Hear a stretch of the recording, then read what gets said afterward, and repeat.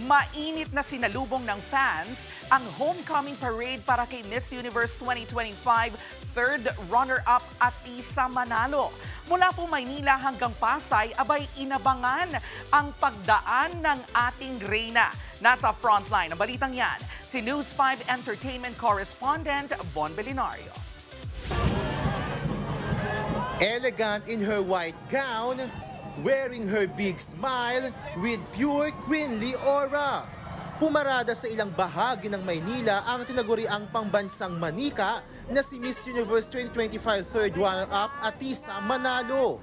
Bago ang mismong parade, nag-courtesy call muna si Atisa sa Manila LGU kung saan binigyan siya ng gift, tanda ng pag-welcome at pagkilala sa kanya ng lungsod. Ang mga tagahanga, iisa ang sigaw. O diba, nag-alamis Universe din sila sa pagsigaw. Sa gitna ng mainit na panahon, all smiles pa rin si Atisa na walang pagod sa pagkaway at pakikipag-selfie.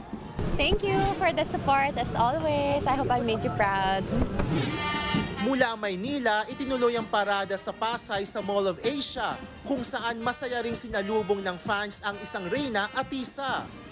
Abangan pa raw ang mga pasabog ni Atisa soon. Nagbabalita mula sa frontline, Von Belinario, News 5. Mga kapatid, Jervy Wrightson po, eto na nga. Para sa latest showbiz news at iba pang kay-alaman, mag-follow at mag-subscribe na sa social media pages ng News 5.